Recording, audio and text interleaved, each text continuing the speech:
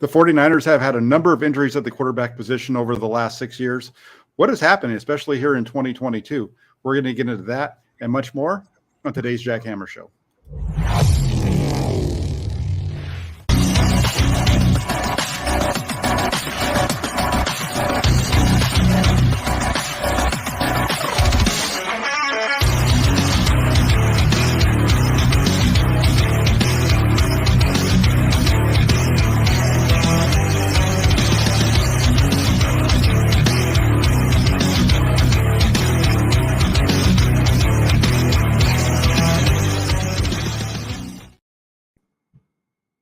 Hey, everybody. Welcome to the Jack Hammer Show. It is Friday, and we're going a little bit earlier than we usually do on our Fridays, but I have a special guest with me today.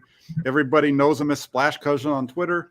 You follow his work on NinersNation. Jordan Elliott joining the program today. One of those new voices I've been talking about trying to get over here on the channel. Jordan, how you doing? I'm doing fantastic. It's a beautiful day. It's Friday, and the offseason seems as busy as the regular season, so it's definitely keeping us occupied for sure. Yeah, the offseason, there's no offseason when you're covering the NFL.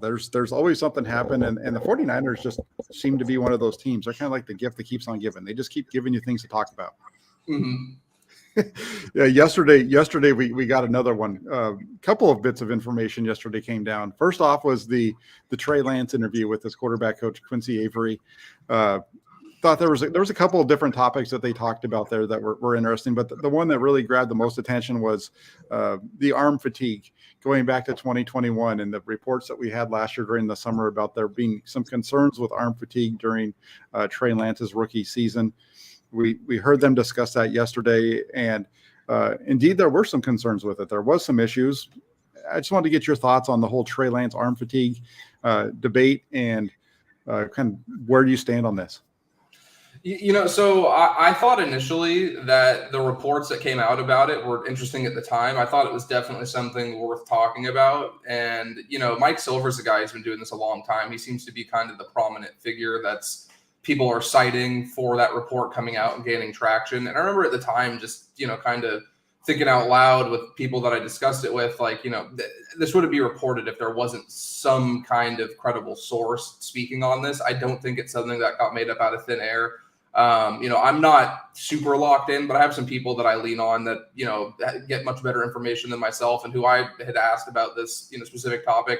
They kind of reflected the same thing. So I think it's interesting that Trey Lance pretty much came around and did confirm it. I do think that oftentimes with football, we overlook how much stress things like throwing the football, whether it's practice, workouts and stuff, take a toll on a guy like that. So I don't know that it's going to be an issue going forward in terms of like being more injury prone or having it be a problem where he's not able to participate fully week to week in practice. But I definitely think it was one of those like welcome to the big leagues kind of moments where the amount of times you are throwing, the intensity you're throwing with ramped up in a way that Lance has had to adjust to over time. But I think at this point, unless it starts to rear its head again, it's hopefully something that's just in the past. But again, I think there were a lot of people that were quick to completely write that off when it happened. And it's interesting coming around full circle and seeing that, well, maybe there was actually something to it. Yeah, it was an interesting discussion. I remember back last offseason when these were coming out. But as you said, Mike Silver has been around the game for a long time. He's usually not going to throw something out there unless he's hearing it from somebody, and usually, more than one source. And I didn't really go one way or the other on it, but then in the beginning. But as the summer wore on, and you started to hear conversations from other people, you could see that there was something behind it. And for me, it was the interview on KMBR that Adam Dedew did with them in terms of talking about Trey Lance and the need to build up his arm strength and the focus on getting his arm in position to be ready to throw throughout training camp without any issues and those types of things. I don't know if you remember that interview, but it was around July timeframe of last season. It was before training camp and so on. But that was the one that really solidified for me that there was some discussion there. That was something that was a point of emphasis. And it's good to know that the source was correct. Now, in terms of it being an issue moving forward, I don't think so, because he's not going to be in a position where he's throwing the ball for 20 months straight. It kind of makes sense that in 2020 and the beginning of 2021, that's all he was doing because he didn't get to play. And so it makes sense that he was throwing the ball, really working out like crazy. We'll see what that looks like moving forward. Now this season, coming off of the injury, I think he's throwing again. Is that correct? I believe so. I know he said he was cleared for, I think he said he was cleared for running, if I recall correctly. So I think he's starting to ramp up. He's just not like fully cleared medically yet. I think that was I remember he came back during that Rich Eisen podcast and clarified that there is still some work to be done with the rehab, but things seem to be trending in the right direction. But I do believe he is at least, throwing lightly in the meantime. Yeah, so it'll be interesting to see what happens. And the other piece that came out of that interview yesterday for me was Quincy Avery talking about how excited he was for Trey Lance moving into this season. He's been able to watch him throw a little bit, and he's worked with a number of top quarterbacks, including Jalen Hurts, who was just in the Super Bowl, and he was excited about the prospects of Trey Lance going into this year. As you start to get ready for the offseason workouts, which aren't going to start until May. Kind of, what's your thought on Trey Lance right now as we get ready for that? I just think there's too much unknown, right? And at a certain point, I'm all for projecting ceilings and taking guys with upside, but at a certain point, we need to see a tangible sample of at least a floor being there. And I think the biggest problem with Trey Lance is there hasn't been enough time to see that floor established. So a lot of this, projection that comes about Trey Lance and a lot of this, dialogue stems from what he could do and what he's going to do and what, this offense is going to be elevated so high. And, admittedly, it's early, so I'm not saying that there's any sweeping declarations on him as a player yet. But from what we've seen early, there's a lot of things that, need to be fixed if you're going to be a consistent starter in the NFL. And I think, Albert Breer had a piece that came out this week where he talked about, the 49ers are hoping to see him come out. I think he worded it as a different quarterback going into this season. And that's something that really stood out to me because there were some things I saw in the limited action he saw. He started against Houston. He had a couple starts this year where guys like Brock Purdy weren't missing some of these layups and some of these, kind of throws that should be made within the structure of the Shanahan offense. So I think one of the best things about Trey Lance is that he seems like he's a very, very hard worker and somebody who's going to put in the time to get better. But I think the problem, Jack, is that a lot of times people just think that automatically means they will get better. And I think that one thing that's been a disservice to Trey Lance is that he's had these unfortunate injuries, which just seem to me personally like just kind of fluke things. And it's kept him from getting on the field and getting the reps that he needs. So I think there's absolutely a high ceiling there. I just don't think it's automatically a given that ceiling gets reached by week 1 of next season and the Niners hit the ground running. I don't think that's fair to place that expectation on Trey Lance, who hasn't had the time to get the reps he needs. I'm with you. I really like what you said because I'm in that boat too. I think the expectation that he's going to hit the ground week 1, playing lights out, and really just the overall expectations of what this offense is going to be with Trey Lance from day one, really from the time he was drafted until going through the struggles of 2021, not starting over Jimmy Garoppolo, which everybody expected. And then, the training camp, which wasn't quite what everybody was thinking they were going to see in year 2, a rough outing in Chicago in week 1, and then the injury in week 2. I just, the expectations that have been placed upon this guy are just, I think that's the biggest disservice that a lot of people have done is the people that really like Trey Lance, I think are doing him a disservice by saying this kid's going to be great because he hasn't shown it yet and he could be great. And I agree. There is the potential there. He has the strong arm. He has some speed. You're not going to hear me ever say that he's not a hard worker or a kid that's extremely intelligent because he's all those things. But those don't always necessarily translate into what happens on the field. And he has some room to grow, and this is his opportunity. He's going to get an opportunity here starting in May to be the guy. And we don't know what the situation is going to be with Brock Purdy when training camp hits. We probably won't know that until next Thursday after that surgery is done. And we'll know if he's going to be back in time to compete for the job or not. So this is Trey Lance's time to go in there. I think Breer mentioned that in his article as well. I didn't read it, but I caught it onto kind of what the gist of it was. He can be a guy who can go out there, and this is his chance to do what show everybody what he can be.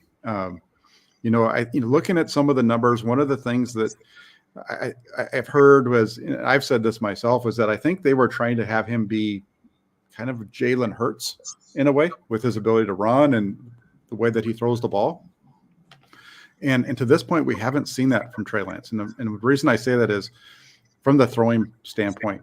Jalen Hurts is money on those little screens. They run in Philadelphia, they run a ton of screens, and then they go deep. They don't really run anything very much in that middle, that 10 to 19 yard range. They don't throw very often. It's either 9 yards and in or deep. And he's money in that short range area. And that's where Trey Lance hasn't been so far. But again, we haven't seen enough of him, but he's under 60% in those short screens, those behind the line of scrimmage throws. And that's something that he needs to improve on if he's going to be the guy. Yeah, absolutely. And I think the biggest concern is, and I don't know if you noticed the same thing in training camp, I'd love to hear your thoughts, was it seemed like there were times where he identified, his reads, he went through his progressions, in a way that you'd be encouraged by a guy in his first time as the starter in camp. But it felt like he was almost hesitant. Like he saw it, but he wasn't just like seeing it and letting it rip at times. Like it felt like there was a little bit of reluctancy to throw the ball and potentially make a mistake, or maybe, throw to a read that he shouldn't, because at times, like, it didn't look like he was a guy who was struggling to process the field. And I think that's something that's encouraging going forward, is that he doesn't look lost out there. There are some guys who have all the talent in the world. They just mentally look lost when you put them out there on the field. I don't think that's Trey Lance at all, but I do think there is a little bit of hesitancy there. And I think that's something, if you go back and you look at the game tape from the 3.5 games or whatever that we've seen of him in real game action, I think those problems are there. And that's something that probably does change the more comfortable you get and the more reps you get. I don't think that's something that's going to define his career and he can't ever shake it. But I think it's important. And I think that's why they were utilizing him the way they utilized him. I think the biggest problem is that the 49ers aren't in a position where, hey, we can go 8-9 and, feel content about our quarterback growing over the course of the year. Like, they were built to win now. They had a locker room full of guys that had to win now. And I believe the reason why he was utilized the way he was utilized was Shanahan and the offensive staff felt like that was their best path to competing and winning games starting in week 1.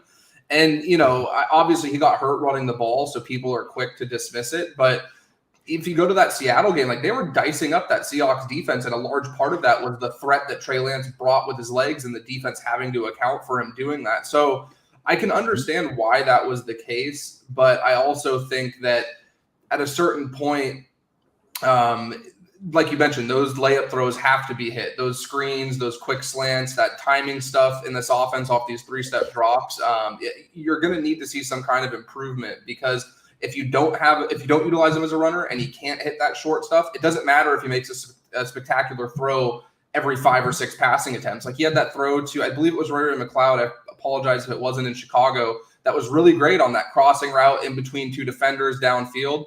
And, you see that posted all the time, but those throws won't carry as much value if you're not sustaining drives by hitting the easy stuff, which so far there's been a lack of consistency. That doesn't mean he's not capable of doing it.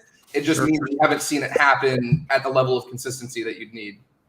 Yeah, and you just said a bunch of things that I agree. And the consistency definitely is something that needs to improve. That's number one. And I really agree with you on the lack of just letting it rip. That's the way that I say it. He sees it and he just doesn't. It's like he doesn't trust his eyes, right? He doesn't hit that back foot and just let it go.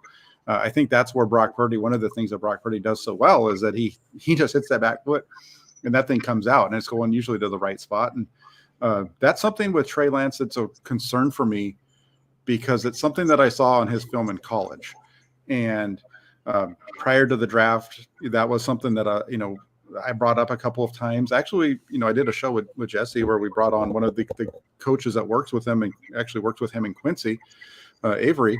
And I asked him, like, how do you teach that? And how do you get him to be better at doing that? And I haven't seen that growth from him yet. We've seen him still hold on to the ball when it can be thrown. And the other issue that I do see is, and I saw it come up with camp, was the short throws. There was, when he would come down to a check down, he's looking deep, and then he goes to check it down, and the guy's there, and it's just inaccurate, and the ball's bouncing off of fingertips quite often, and those types of things. I don't know if you recall that as much as I do, but for me, that was more of the biggest concern was just looking deep, go to check it down, and just the ball's inaccurate. That for me was really the biggest concern. Yeah, absolutely. And again, like it comes back to like the hard part about this, Jack, right? Is like if you bring up stuff like that, then people immediately jump to like, oh, well, you're writing this kid off and everybody's hating on him and saying he's not good. It's not about like projecting how the rest of his career will go. It's just talking about like right now, if you get slotted into the starting quarterback role of this team that we saw was on the doorstep of another Super Bowl appearance and had a good chance of making it if their quarterback doesn't get hurt. You know, if they have a viable quarterback that can throw beyond the line of scrimmage, there's a decent chance they would have at least played in the Super Bowl, right? So I think the problem is that people equate, identifying what it's going to take to be the starter and be the effective starter going in right now to what he might look like 3 or 4 years from now. And I think that's a problem that's not on Trey Lance as much as it's on the 49ers for whatever they came away with their evaluations, taking somebody that I think it was pretty clear it was going to take some time to reach the level of play that they projected and the level of play that a lot of people believe he can reach. And I think it's almost, unfair to him that he was brought in and had these expectations placed on him and had this window where it looked like he might need some time to develop and some starts to develop. And they're throwing him into the fire on a team that was clearly built to win now, that was loaded with veterans on both sides of the ball that are really good football players. And it's almost like the window just never really added up. And that's the thing I keep coming back to. And I think that does a disservice to his development as much as anything. And I think a lot of times when you see guys take these big leaps, like Buffalo, everybody brings up Josh Allen. Like in the first year of Josh Allen in 2018, it was a tough watch. If anybody has time, go back and watch some 2018 Buffalo Bills offense. Like it was rough. And then 2019, they make the playoffs. They lose that game in the wild card round to Houston, but you're feeling good. You're building momentum. The problem with the 49ers, Trey Lance started all year and they lost a wild card game the way that the Buffalo lost in 2019. It would almost be written off as a failure by the majority of people that have a vested interest in it. And I think that's where this issue lies, is that Trey Lance is never going to have the proper window to develop that is going to be the most ideal situation for him as an individual. And at this point, you just have to find a way to make it work because the 49ers aren't getting worse anytime soon and the expectations are only going to get greater. And I think that's something that really, to me, never made sense from the beginning. Yeah, it's tough because they went into this season, and we'll transition a little bit here into the quarterback injuries, because they went into this season and they gave Trey Lance the keys to the castle. You're the man, you're the guy. We're going to ride with you. And I think they went into the season expecting there to be some rough patches, and expecting that by the time they got to November, December, he would be playing at a higher level because he'd have those reps under his belt and he'd be improving. That was their thought. And didn't work out that way. He was, he got injured on the second possession in week 2 against Seattle. And just taking a look back at the quarterback injuries, let's just focus on the 2022 season, because the 49ers went through 3 starting quarterbacks.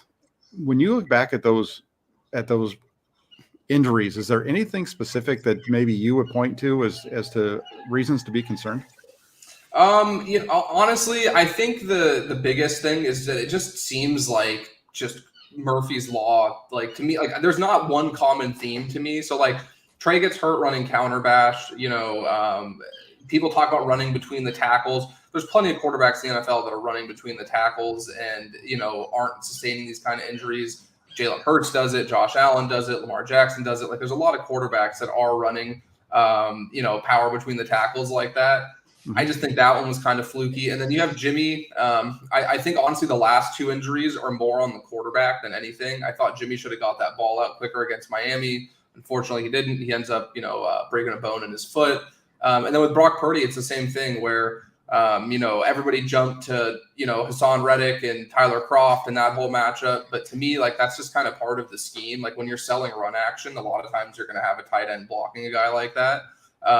And you'd like to see the ball come out a little bit quicker there. It didn't. And unfortunately, Purdy got hurt and the 49ers, hopes of any, contention went with him. But I just think it's really, kind of a fluky thing, Jack. I mean, I'd be interested to hear if you have a theory to some sort of pattern here, but there's nothing that I can come away with where I'm like, oh, this is Kyle, or it's this portion of the playbook where these guys are always getting hurt. And even if you go back to like Jimmy a couple of years ago, like it's him scrambling in Kansas City and, on a broken play, he ends up tearing his ACL running up the sideline. I just think they've just had really, really bad luck. And I think that's the most unfortunate thing, is that I don't know that there is a fix, because it seems like it is just these random fluky things where these guys are getting hurt. Yeah, it's interesting when you look back at it. The counter bash play, the one with Lance, that's a play we saw Philadelphia run that in the Super Bowl. Mm-hmm. We saw them run it in the Super Bowl for a big gain for Jalen Hurts. In that injury against Seattle, you see McGlinchey get pushed back just a little bit, kind of breaks up the flow of the play, and Banks and Williams get caught up on their pulls, and so they're not able to get in front of them the way that it was designed to, and that one's a fluky one. I think Garoppolo one. My question for you on the Garoppolo one is, where's he supposed to go with the ball? Is he supposed to just throw that thing into the ground behind Deebo Samuel, in your opinion, just in looking at the way that play unfolded? Because I'm pretty sure Deebo Samuel was the check down, right? He's the hot read. But that guy is on him so quick. Is he supposed to just throw that into the ground at his feet? Would that be? I mean, ideally, yeah, but it's easier for me to say like after the fact. So I totally get it. I just think in that case, like it seems like, again, like just bad luck, because a lot of time, you'll take the sack there, you'll get brought down, but having the guy on top of him and moving for a little bit with somebody in that much weight on top of you, I imagine, is what led to that, the amount of pressure that broke the bone ultimately in his foot. But yeah, again, like that's another one where it's like I can't sit here and like just rip Jimmy Garoppolo apart for not getting rid of the ball. It was a very split-second decision, and yes, ideally, hopefully he would get it out, but I can't blame him for not reacting as quick as he did given the circumstances. And that's what, again, to me, that's what makes this whole discussion so difficult, because I don't think there's like a clear-cut solution where they can address these three things, and then next year their quarterback injuries will be a thing of the past. And as much as we all, evaluate it and stress on, I can only imagine what's going on with Kyle Shanahan, because it's been very clear that if he has a quarterback that's healthy, that's at least league average, this team's going to be competitive in almost any game they play. And it's got to be devastating to him and those guys in the locker room, knowing that year after year, this is the thing that seems to be tripping them up. And I think even that NFC Championship game against the Rams, in 2021, I think people overlook, like, Jimmy was playing that game with the bum shoulder, and he had, the ligament sprain in his thumb, if I remember correctly, too. Like, he was nowhere near, 100%. He just kind of gutted through that. Like, you have to wonder how different that game looks if he's closer to 100%. So even the games where the quarterback was out there, it feels like the injuries and the hits and tolls that they've taken have been kind of what's prevented them from ultimately ascending to the top of the league and, getting that Lombardi. Yeah, I look back at I bring it up in part because there's been a lot of discussion about the 49ers needing to improve the play of their offensive line, and I think that some of the reason why we're seeing that is because of the injuries to the quarterback, especially the Purdy injury, the injury to Jimmy Garoppolo, and maybe a little bit to Trey Lance. If people, you'd have to go back and remind themselves how that play went down. On the Garoppolo one, it's interesting because I agree with you. I do think he needs to throw that thing. That's the out. The out there is to throw the check down to Deebo Samuel, just get it out quick. And I agree with you in that it just happens so quick. That defensive end, he's looking there, he sees it, he knows where he's supposed to go with it, because you can see on the film, he's bringing his hand up to throw it to him, right? But he also realizes that Deebo's not looking to him, and I think he probably sees that if he throws it to him, it's not going to be a positive play, and that they're double teaming him with the linebacker, and there's two guys there. Either way he breaks, he's going to have somebody there. So he needs to ground that. He doesn't do it. Instead, he goes backwards. And because he goes backwards, that allows Jalen Phillips to disengage from Mike McGlinchey and start to chase him down, because Phillips is the guy from the other side that was originally being blocked by McGlinchey, who is the one that ends up hurting him when he sacks him, right? Because he's the one that ends up bringing him down. He's the one that ends up landing on him, is Jalen Phillips, and he's over on the other side of the line of scrimmage. And if Garoppolo just doesn't bail as much as he does, he's not injured. So that's the responsibility he takes there. On the Purdy one, I see it. Here's where I disagree on the Purdy one. I don't disagree that he could have got the ball out sooner. That's a tough one to get because of the way that they're running that route. I think it's a tough one for him to get the ball out much sooner than he did, because he's got to wait until the receiver gets to the point where he's at the stem of his route and starts to win. And he starts to throw it just a tick late on that part. But if that's one where if he's running across the field or runs that a little bit more like a rail route where he gets inside a little bit and then he's starting to come out. That helps open up that read for him. Those are both plays that we saw in the Super Bowl, by the way, where they ran play action. And the only thing for me, my biggest disagreement on it is the way that they attack with Hassan Reddick. And I understand the desire to marry up the offensive front with your run scheme. I push back on that just from the standpoint of we saw what Kansas City did.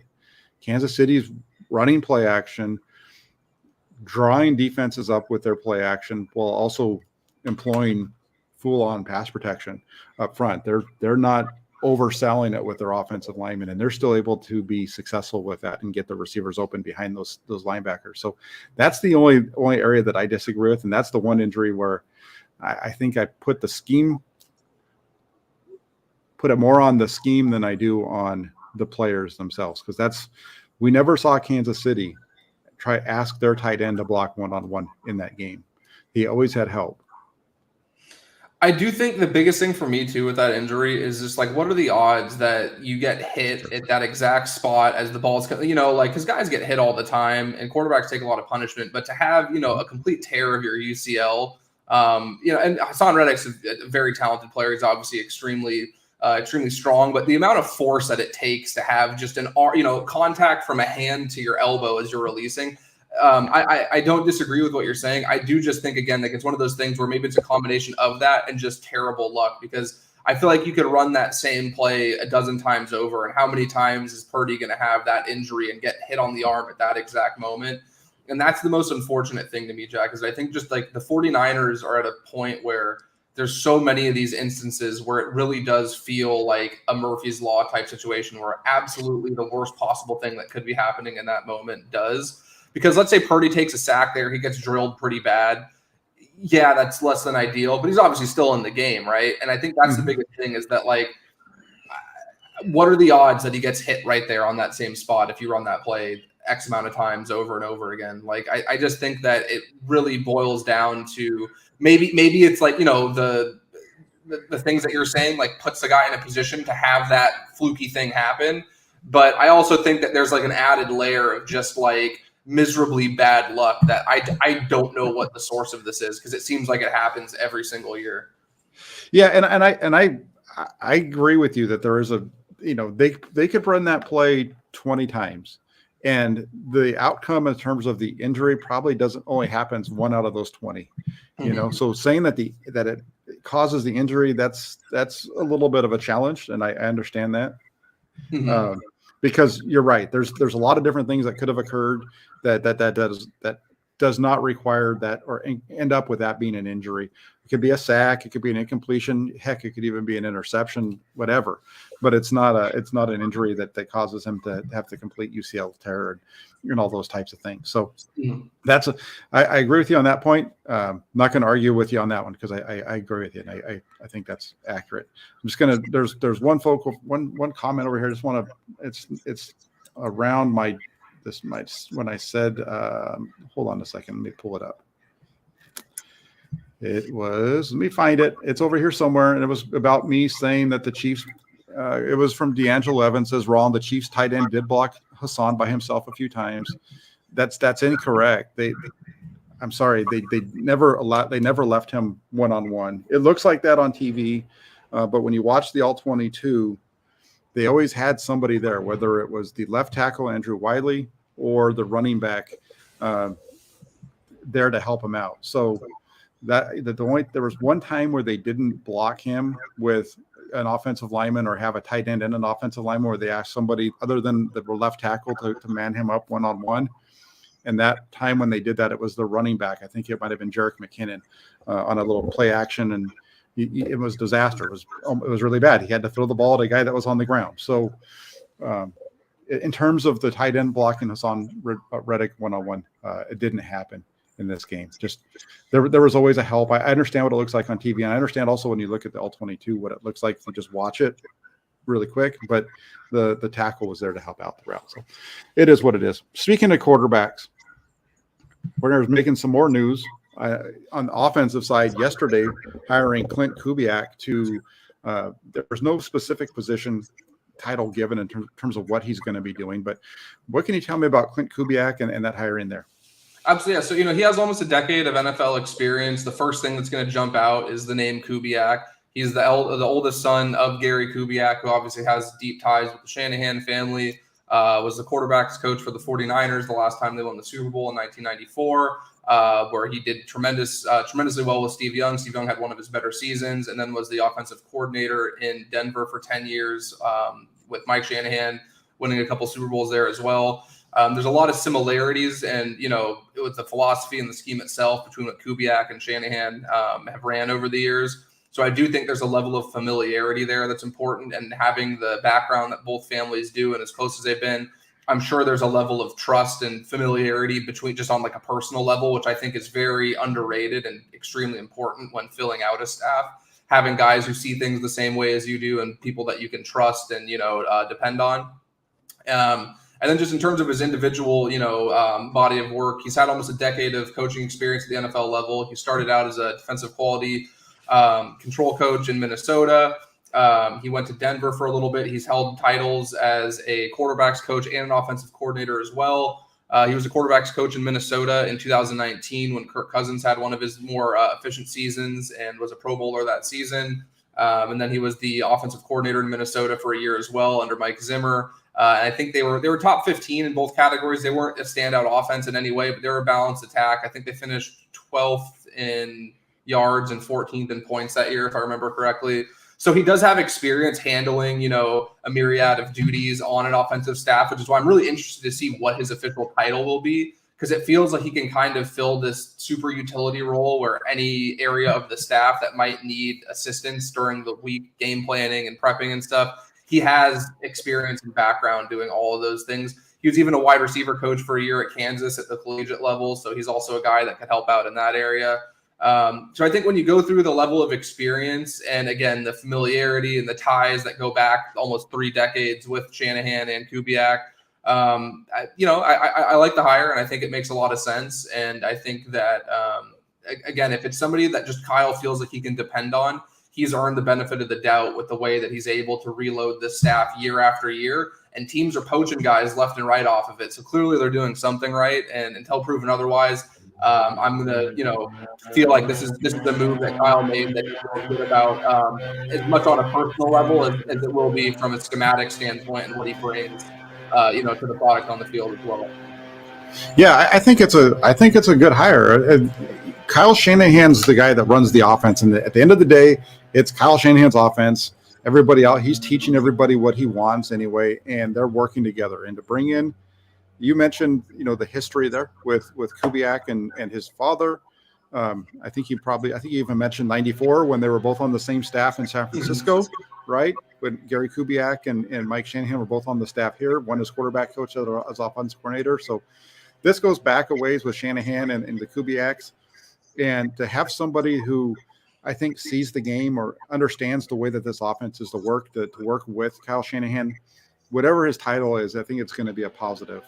I don't see this offense taking a step back because they lost, because he's stepping in and they don't have Bobby Slowick anymore. I think this is a hire that's a positive. I like the fact that you said he was an offensive coordinator and he had some good success out in Minnesota. And I believe I remember seeing something from you where he actually had some good success last season as well in Denver, correct? When he called the plays out there.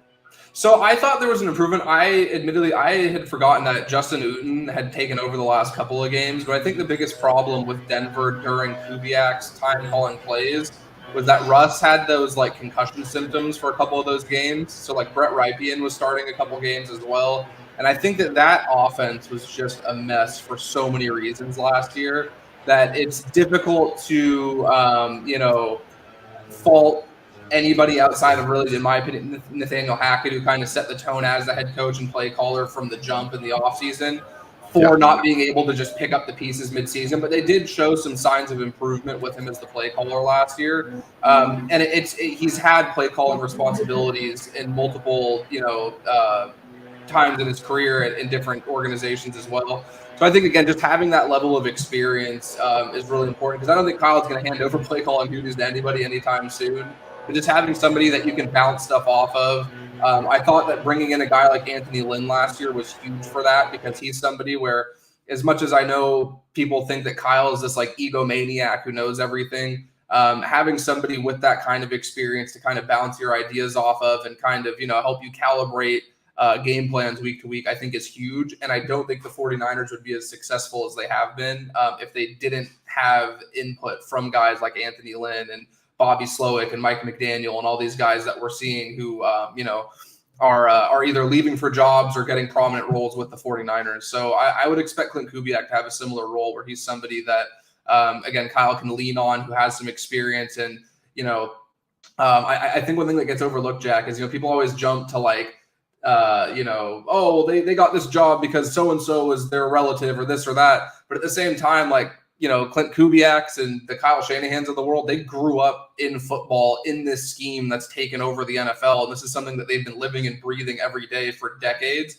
And I think there is a ton of value in that. And I think that's why you see so much success stemming from this coaching tree that have these guys, because it's something where they were born into this, offensive philosophy that's really taken the league by storm. It feels like half the league is running some variation of this Shanahan, Kubiak, Alex Gibbs, whoever you want to credit for the, foundation of this thing. And I think having somebody who's not only familiar with it at the NFL level, but who was really born into it, I think it carries a ton of value.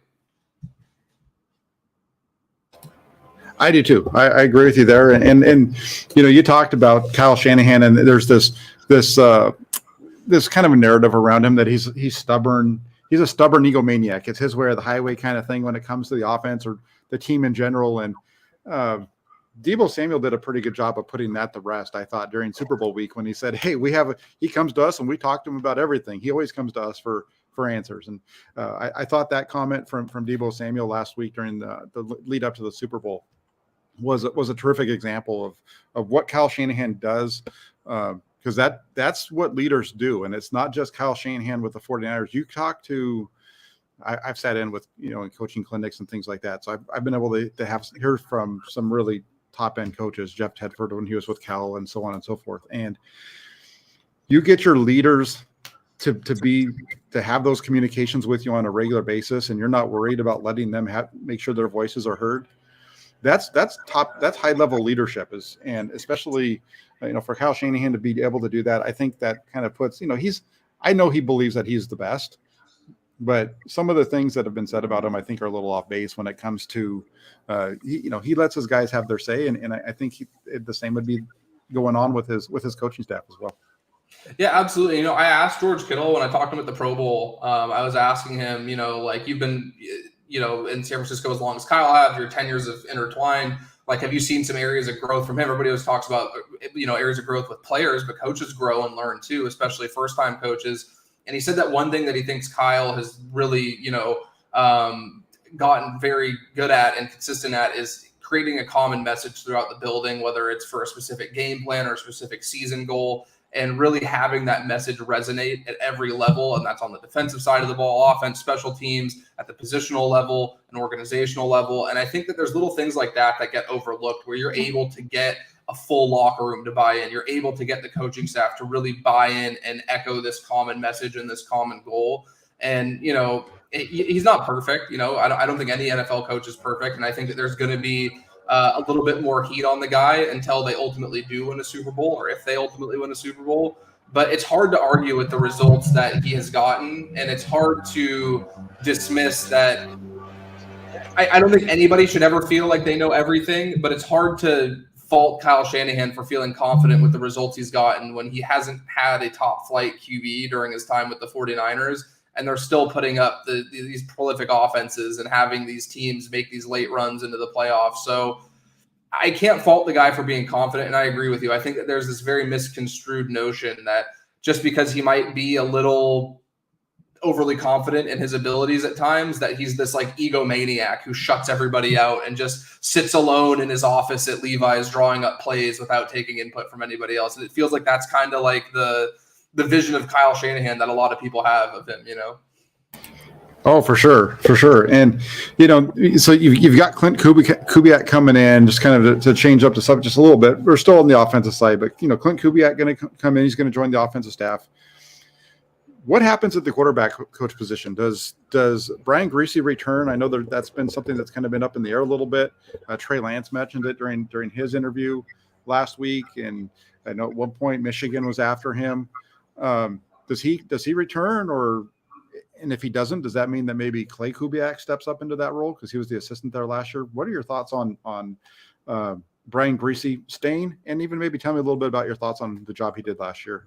I hope he stays because I thought he did a phenomenal job. I thought that across the board, especially given the fact they had 3 guys start for the majority of the season, and obviously you had a 4th guy in Josh Johnson come in, but it was a small sample size. So focusing on the 3 guys who got a substantial amount of reps, I thought he did a great job of getting these guys prepared every week. I thought Jimmy Garoppolo was playing the best football of his career before he got hurt, and then you have a guy like Brock Purdy stepping in. Who is a 7th round rookie who exceeded anybody's expectations with the way that he played. And those guys deserve the credit that, they deserve for getting to that point. But I also think the common denominator, especially with a guy like Jimmy, who's been here for so long and has the biggest sample size, Brian Griese is kind of the biggest change. And to me, I think that played a major role in the way that he looked before he ended up getting hurt. So I hope they're able to keep him because I think he did a phenomenal job. I also wonder, for somebody who has the pedigree he has, who has the background in TV and all that stuff, maybe he might be somebody where he got into coaching and he decides that maybe that's not the path he wants to take. I think, Jack, a lot of people overlook how much work goes into being a coach at the NFL level, not just the head coach, position coaches, quality control coaches. You have to devote yourself entirely to it. So hopefully he comes back. But if Brian Griese got to a point where he was like, you know what, this maybe isn't what I want to do long term, I would have a hard time faulting him. But if he were to leave or go elsewhere or take another job or something like that, I do agree that Clay Kubiak would probably be the natural replacement, given that he worked hands-on with the quarterbacks on the roster already, and he was somebody who served in that assistant role, so he has an idea of what it would take to continue that success. Yeah, I really liked what I saw out of Brian Griese last year. I was a little concerned because he had never done it before when the hire was made. But then at the same time, as I thought about it in the days afterwards, it reminded me a lot of what Steve Young had said. He had been doing an interview just prior to that on the radio, and they'd asked him kind of how do you help Trey Lance moving forward, and he'd mentioned you get a veteran in there that can show you everything and say this is what you do, this is what you don't do. I don't remember who was interviewing him at that time. I think it might have been over on 95.7, but they went out, they bring in instead of having to be a veteran, they bring in a guy who's been a quarterback to be his coach, which is even better because now he's not out there having to worry about learning the playbook and running around, right? He's able to just get out there and coach these guys up. I thought he did a really good job. I thought there was a big change from what they're doing with Rich Scangarello. It was interesting to watch him really go through in practice, during the beginning. You could see him really working with them on their reads and just the way that they kind of developed the earlier portion of their practice with under Griese. I thought it was a definite improvement, and you saw that, like you said already, with the way that Jimmy Garoppolo is playing. And then, as far as Brock Purdy, I was looking at some stuff the other day, and I was watching the beginning of the Dolphins game, and the way that he played from snap one against the Miami Dolphins, coming off the bench, really having no snaps with the first teamers, to play the way that he did. It's just like, wow, this guy was uber prepared. Whether that's all Brian Griese or some of that I think is on him as well. It was fantastic stuff. So I hope he stays. I think that'd be, for the 49ers, that would be the best case scenario. They do have a little bit of a good bench there in terms of their coaches to help out if he leaves. So we'll see where that goes. I think you made a great point too. Like sometimes I think, there's plenty of people who weren't NFL players at certain positions that coached and do very well as position coaches in those roles. So I don't think it's a thing where like you have to have NFL experience as a defensive back to coach defensive backs, right? But with a guy like Brian Griese, I think sometimes just having somebody who's guiding you, who's been in your shoes before, and that this is anything in life, this isn't just football, can go a long way. And I do wonder if maybe that was something that led to the success Brian Griese had right away, where he could relate probably a little bit better to the guys he was working with on a daily basis than maybe some of the previous coaches in that same role. And he knew the things that maybe, simplifying some of the things that made life easier for him as an NFL quarterback, going through that game prep, going through the offseason program, getting better in camp. And I think there's a lot of value in that, where even if you don't have the coaching experience, you have the hands-on experience of what you're asking these guys to do. And I think sometimes just that relatability can go a long way, even if it's something where you are taking a little bit of a risk. Because I do remember there was a lot of people that were kind of like, whoa, this is, strange. Like Brian Griese bringing in, he doesn't have the coaching experience. He was in the Monday Night Football booth. And it looks like it ended up working out for them.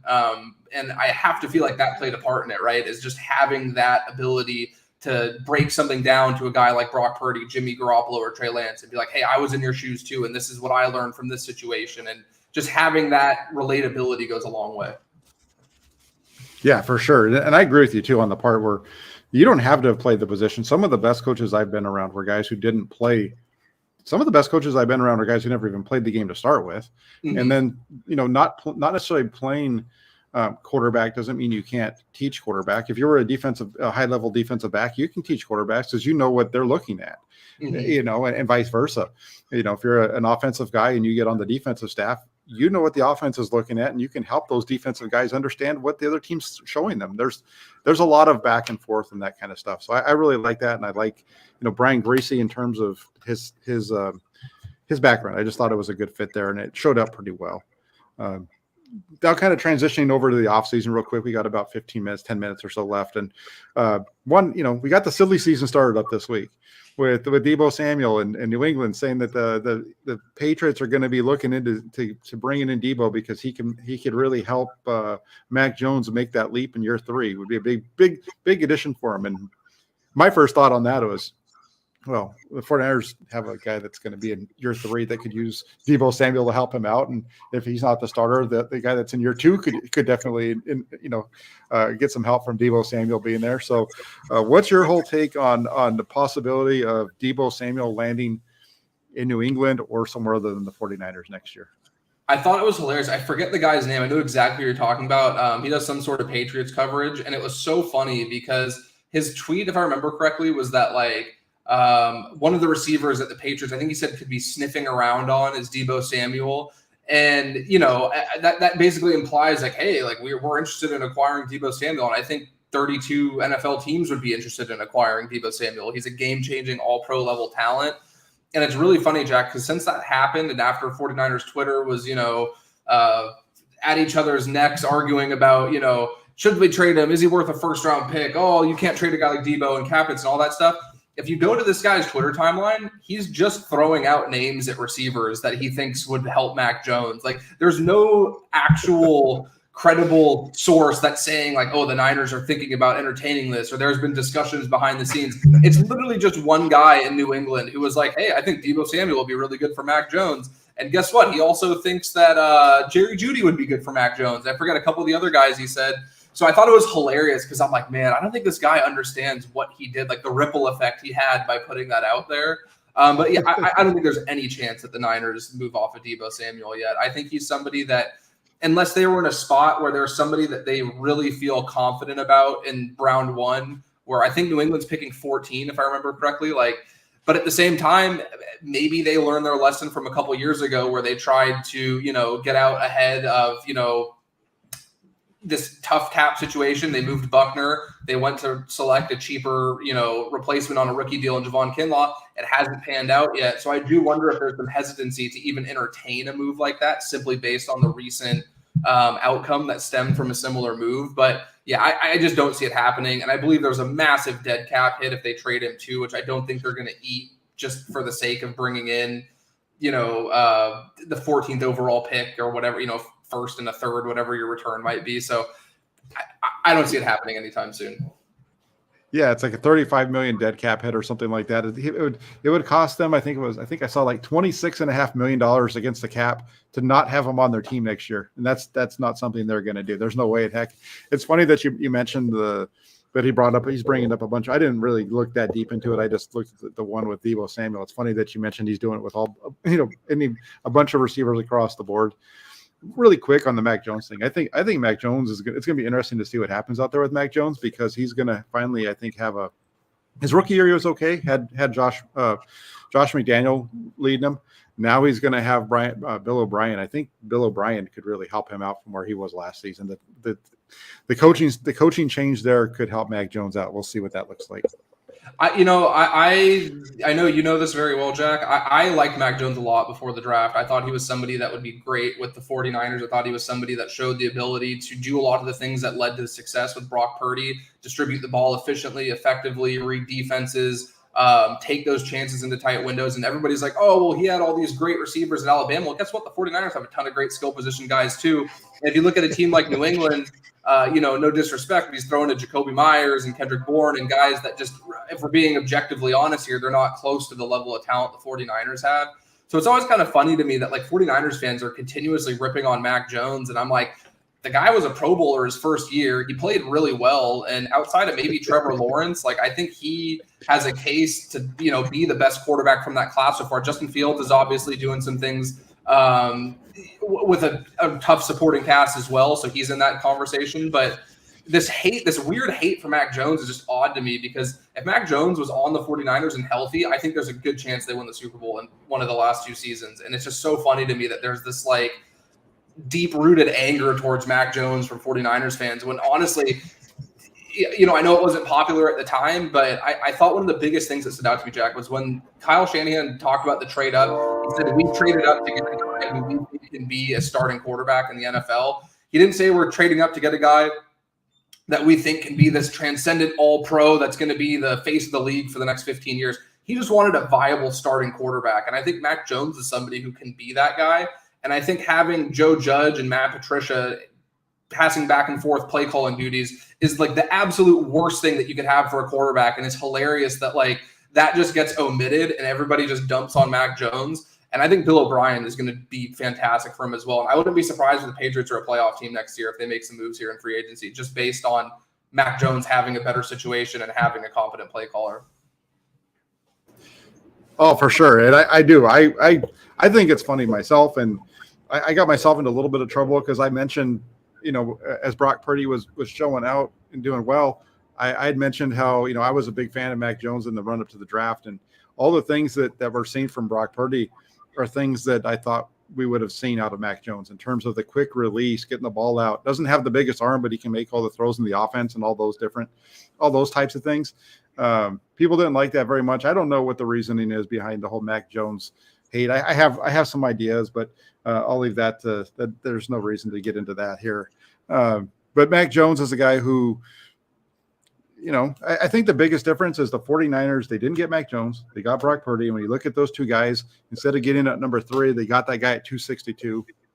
And in terms of the person, or at least what I think of the person, when you see some of the stuff with Mac Jones and some of the stuff that he's pulled compared to Brock Purdy and the type of person he seems to be, they got a quarterback that's the same, but they think they got a better person. And we'll see what happens moving forward here with Purdy and his arm strength and those kind of things, because his arm's got to get right in order for him to be back. Last thing for you, 49ers re-signed Marcelino McCurry-Ball. Give me your take on that one. I like him a lot. I think he fits that mold, right? He's a converted defensive back. The 49ers have done that with Dre Greenlaw, Fred Warner. They've had great success getting these guys who have that background as a defensive back, who are able to operate in space. They're able to, be effective in this modern NFL where everything is so spread out, and you're going to be tasked with, covering a bigger area of the field at that, intermediate level. So if you look at, where they're at financially, a guy like Azeez Al-Shaair, who's due to hit free agency, he might be out of their budget. I think he's a great player. I think he'd be a great player for DeMeco Ryans to bring in Houston to kind of set the tone. And, we've seen the last couple of years with Robert Saleh and Mike McDaniel, them bring over some guys from their time with the 49ers to kind of help establish that culture and carry over what they started building with the 49ers to their new spot. So I think Azeez Al-Shaair is a prime candidate for that. And, the 49ers just they have a lot of holes on this roster that they're going to need to address. So I can envision a scenario where McCurry-Ball is given a chance to be that guy going forward. And Flanagan Fowles is another guy who might have that chance, who has that same background. So it's very clear what their archetype is. They want these guys that are good in space, can move horizontally, and have that background as a defensive back. And McCurry-Ball's a guy who played corner and he played safety, I believe. I know his alignments were a little, you're kind of arguing semantics at that point with some of the stuff, but he is somebody who has extensive background in the defensive backfield. So pairing that with Dre Greenlaw, converted safety, and pairing that with Fred Warner, who is basically like he basically was a defensive back at BYU who's turned into the best linebacker in football. You're all of a sudden looking at this linebacking core that's not only, one of the more talented ones, but just from an athleticism standpoint, like it creates a lot of problems for opposing offenses because it's hard to run against them and it's really hard to pick on them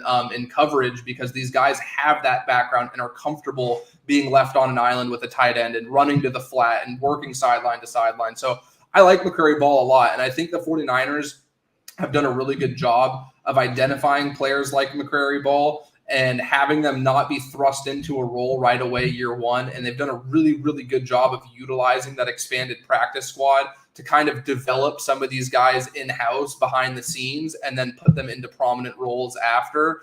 And they've done a really good job identifying undrafted guys. So you look at a guy like Emmanuel Mosley, you look at a guy like Kevin Givens, like the college scouting department has done a really good job of identifying guys that have traits they like that they can mold within the building and eventually have into prominent roles. And I think McCrary Ball fits the bill perfectly for what they've found success for. I agree. I really like that. I think it was a 4.5 guy in terms of the 40. And and you're right. The Fred Warner at BYU basically was a safety / linebacker in that system that they ran out there. So Jimmy Ward, does he end up out in Houston? Maybe with is he one of those guys to maybe go with D'Amico? It sounds like it. Like just the way he was, kind of talking on that Instagram live, it kind of sounded like somebody who had one foot out the door. It didn't sound like there was any animosity, but I wonder. I wonder how much of him playing, the slot for the majority of the year was just the fact that they felt he was the best option rather than not wanting him to be one of the starting safeties. Because I thought Sean Gibson played really well this year. But to me, Jimmy Ward, when he's healthy and he's, good to go, which he wasn't early on. He had the injuries early on in the season. But when he's 100%, he's one of the better coverage safeties in the entire NFL. He's a guy that can bang in the box and really, punish teams that try to run downhill at him. So if he's not offered that safety job here in San Francisco, I don't think there's any chance he comes back to play slot corner again. He made it very clear that was not something that he had the desire to do. But I think it's going to be tough to bring him back. I think he's going to get a lot more money. There's a couple of guys on the Niners I think that are going to get a lot more money than maybe fans value them at. Like Mike McGlinchey's another guy where I think what their ultimate value on the open market is might surprise some 49ers fans who are a little bit lower on them or don't have a gauge on what their value is outside of the building league wide. Yeah, McGlinchey is definitely one of those for me.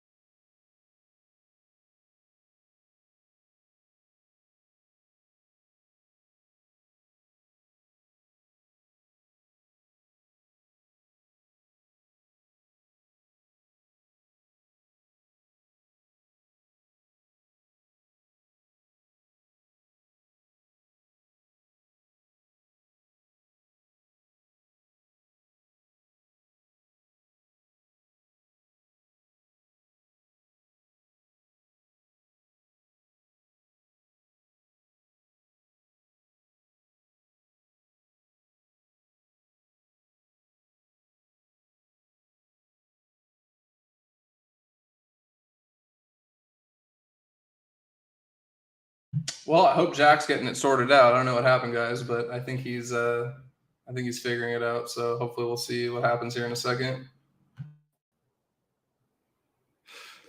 Sorry about I had a little glitch on my network there, so it kicked me off for a second. But as far as Jimmy Ward, I do agree with you. Some of these guys are going to be getting some big money. The McGlinchey deal is one of them. I'd want to ask you on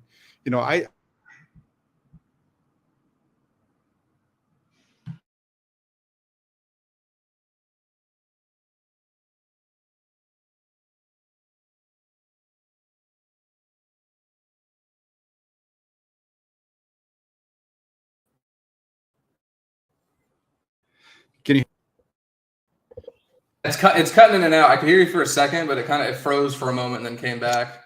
Yeah, I'm having some technical difficulties on the network, but I want to say, let's just go ahead and before I get cut off again, and my McDonald's Wi-Fi decides to say, Jack, you're out of here. Let's go ahead and I want to say this to you real quick, Jordan. I appreciate you making the time to come on in the middle of Friday and to do this show with me. We haven't had a chance to talk really in person. I know we go back and forth on Twitter a little bit. We saw each other at a couple of the games this year and at training camp last year and stuff like that. So I really appreciate you making the time to go on here and do this with me. Well, absolutely. Anytime. Yeah, it's a pleasure. Anytime, obviously, that, it works for me. I'm always happy to come on. It's an absolute joy. And I always like talking football with you. Where can everybody find you? I know you're at Niners Nation, correct? Yes. Yeah. So I'm writing pretty much every day at Niners Nation. I saw Lucas asked in the comments, who's a free agent I'd like to target. I actually wrote a couple articles in the last couple of days about some defensive linemen who I'd like. Both happen to play for the Saints. And I think both would be great fits for the 49ers should either or both become available. So if you go to Niners Nation, I had one today that I wrote about Marcus Davenport, who is an extremely athletic former first-round pick, and a guy who I think would be kind of tailor-made for that role that we saw Arden Key and Charles Omenihu more recently have, where you have this uber-athletic, long defensive end that you can isolate on guards on the interior and wreak havoc on opposing defenses with a lot of twists and stunts and some of the things that Chris Kosaric has used with that defensive front. And then I wrote one yesterday about David Onyemata, who might not be, a household name, but he's somebody who really flashed when the Niners played the Saints back in Week 12 to me. And I started paying a little bit more attention to, and the more and more I dove into his tape, the more I think he would just be an absolute home run signing for the Niners. He is a little bit older. He is 30 now. He's been in the league, I think, 7 seasons. But he's somebody that you could plug in at that defensive tackle spot next to Eric Armstead, and I think would immediately not only give you a boost, just being stout against the run, but he also has great pass rushing prowess. He's really agile, really works well side to side. So in both those articles, I added some clips and some, cut-ups I put together of highlighting some of the ability that those guys have and why I think they'd be a good fit. And I'll be continuing to do that for Niners Nation for the next free agencies, I think the 15th of March, if I remember correctly. So about a month of, pie in the sky. Hey, this guy would be a great fit for the Niners before reality comes crashing down and guys start re-signing or being priced out. And then I'll be at the Combine in 9 days or so. So hopefully I'll have some good stuff from there as well. So if you go to Niners Nation, I have stuff there hopefully every day for the remainder of the offseason.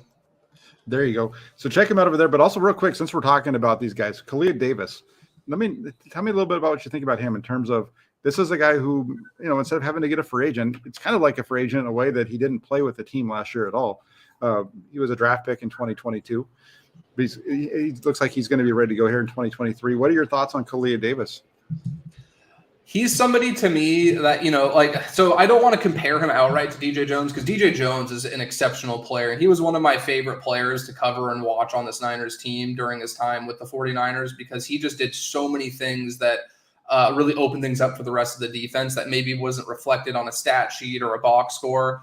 But Davis kind of has that similar mold where he's a guy that is, I don't want to say shorter because 6'1" isn't short, but relative to some of the other defensive linemen and defensive tackles, he's a little bit smaller and he has that agility side to side that I think that made DJ Jones so special. And the ability to kind of operate on skates when you're in that clogged interior fighting with these just massive human beings on the interior offensive line.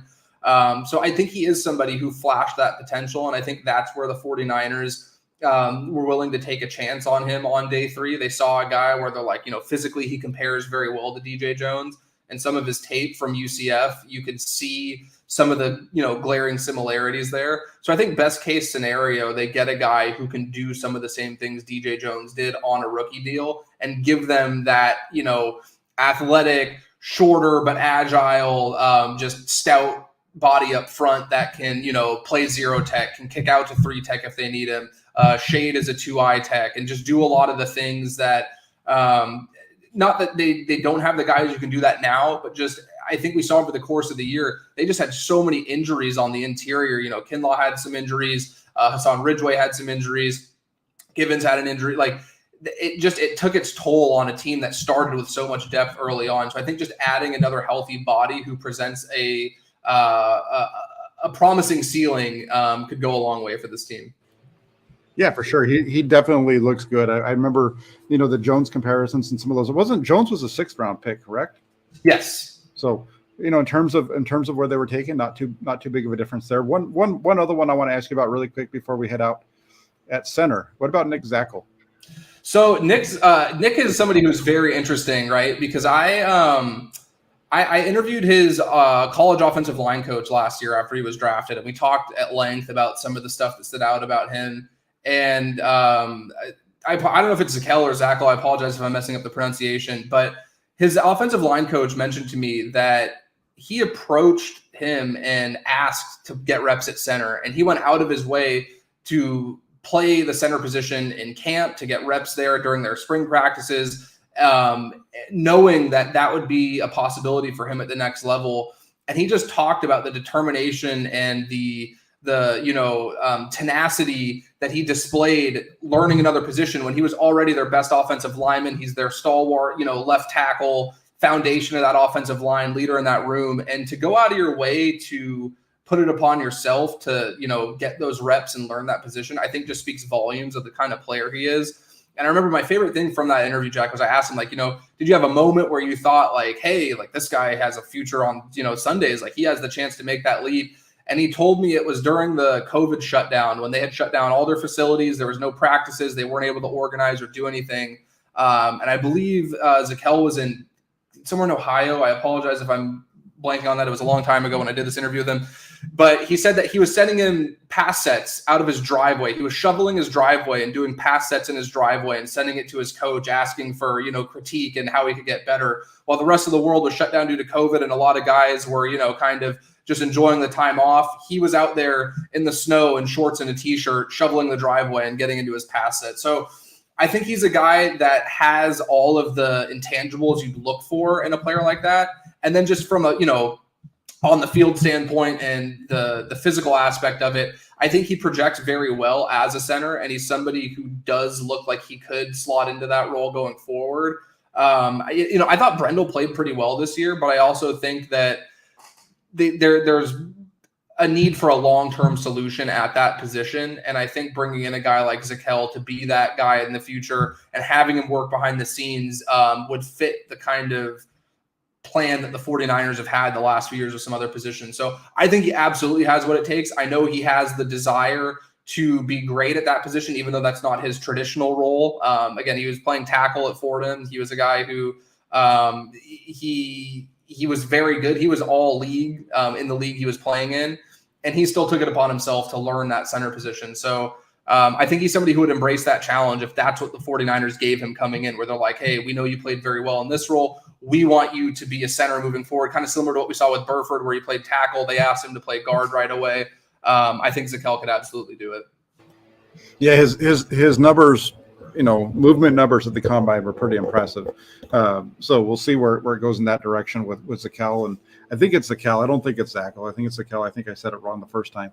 So we'll see where it goes with him. One more before I let you go, just because it came up, and this guy's a member of the toolbox. So when these guys want to pay to be members, so we got to make sure we get their questions answered. Mm-hmm. He says, "What do you guys think about Frank Clark if he gets released by the Chiefs? The Chiefs saved $21 million if they cut him."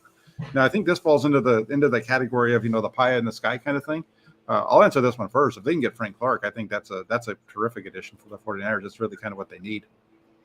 Yeah, no, absolutely. I think that he is somebody where it's incredible. If you look at the last few seasons with, Nick Bosa has been in the playoffs 3 times. Aaron Donald's been in the playoffs 3 times or a couple times. All these great pass rushers who've been in the playoffs. And Frank Clark has been, in my opinion, the best postseason pass rusher in the last 4 years since he's been with Kansas City.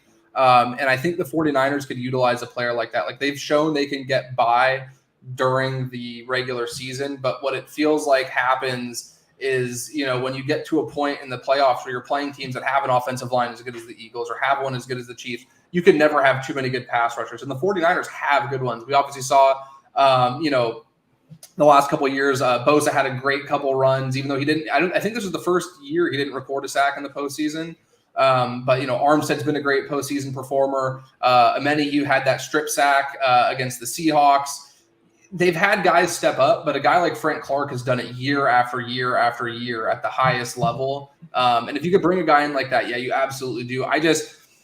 I think the 49ers are at a spot where they might be like, it felt like, so perfect example, right? Like last year, it felt like they knew they had a need at corner and they were more willing to spend big money at corner to bring in a guy like Mooney Ward. Whereas with the defensive line, I think they've had so much success. I don't want to say bargain bin shopping because I don't think that's a fair assessment, but getting guys that maybe aren't going to cost the premium of a Frank Clark, knowing they have the talent around them and they have a guy like Kosaric or have a guy like Darryl Tapp to get the best out of them. So as much as I agree 100%, I think it would be a great signing. I don't see them shelling out the money that I think it would take to bring in a guy like Frank Clark if he was available. Yeah, as you're talking, I decided to go back and look at Frank Clark's numbers, and I wasn't aware of the fact that he only had 5 sacks. So Frank Clark's a big name, takes a lot of money, and he had as many sacks as Samson Ebicom did last year. I think the year before that he was right around that number too. Yeah, 4.5. So Frank Clark at 28 and in 2021, last year at 29, he'll be 30 next year, give you the same kind of productivity as Samson Ebicom. Maybe I was a little jumping the gun. Maybe I was a little premature in my exuberance there for Frank Clark. I think again it comes down to like for me, like I think he's a guy where you would be banking more on what you get in the postseason from him, and you have to get there for it to matter, obviously. So you can't just ignore what happens in the regular season. But sure, I do think like the really interesting thing is what happens with Drake Jackson, right? Because I think Drake Jackson is a guy where he has some of the things that you just can't teach a defensive lineman, some of the bend and the natural ability he has to win the edge. I think you just either have that or you don't. I think there's plenty of guys who are these great athletes. They come in, they test great at the combine, and when it comes to winning the corner in the NFL, they're just too stiff. They don't have that bend. I think Jackson is a guy who has that. And if the 49ers can get to a spot where he can bulk up enough to have the strength that he's going to need to play the full slate of games and to be, an every down starter in the NFL without losing that bend, I think they hit a home run with that pick, and he can be that edge opposite of, Nick Bosa. But to me, the 49ers have really, really been hurting since Dee Ford unfortunately just had injuries that derailed what would have been, I think, a very promising tenure with the 49ers, because he was exactly what they needed. Having that speed guy opposite Bosa, I think, is really the mold that you're looking for. And as much as I think Frank Clark can be that kind of player, I think the 49ers just might look to get somebody who's a little bit younger with a little less miles on their body, just based off the recent, it's different, obviously, and there was some medical stuff before they brought in Dee Ford, but I think they're just more willing to take a chance on a guy like a Drake Jackson, because ultimately, if it doesn't work out, you're not hamstrung financially from it. Yeah, you lose out on the second-round pick, but you're not putting yourself in a hole financially like they find. I think Dee Ford has one more year of cap hit, if I remember correctly. I could be wrong, but you're in a position where you're paying a guy on your cap that isn't going to be on the field for you. And they just can't afford to do that going forward. They have way too many players to pay that are good players that they need to keep around. So I think they're just going to keep throwing darts at younger guys and guys maybe in that Arden Key, like I said, maybe a Marcus Davenport where they can sell him on a 1-year deal. And, you come here, you put up big numbers, you get that big payday on a multi-year deal next year. And I think they can just keep kind of recycling guys there. And until that doesn't work, I think they're going to stick with it. Yeah, the Dee Ford's going to count. I think the number I saw is $8 million against the 49ers cap here in 2023, even though he's not on the roster. So that's a tough one. Good points there on Drake Jackson as well. There's an expectation. I think they want him to be that guy. We'll see if he can make the year 2 leap like his former teammate with USC did, Talon Hufanga, how the big leap that he made from year 1 to year 2. We'll see how it goes. Barry a Baller and a bunch of other folks over in the comment section want to say thanks to everybody over there for taking the time to tune in this afternoon. Jordan, I already said it to you once. I'll say it again. Thanks a lot for coming on. Appreciate it. Everybody that's watching, if you guys can do me a favor before you tune out, make sure you hit that like button. The like buttons are huge here on YouTube. That's how we get our signal amplified and more people to check it out. And then also, if you're watching, you're not already subscribed to the channel, hit the subscribe button, and then also the little bell notification. So every time we're live or anytime something new gets posted up here, you can check it out. Because I'm going to try to bring you all the breaking news as it happens with the 49ers this offseason as we get ready for 2023. And then check me out over at 49ers.pressdemocrat.com, the Inside the 49ers blog there. So you can check that one out. Get over to Niners Nation and check Jordan out over there. Thanks to everybody once again. Jordan, thank you. Until I talk to you guys again, take care. We'll talk soon.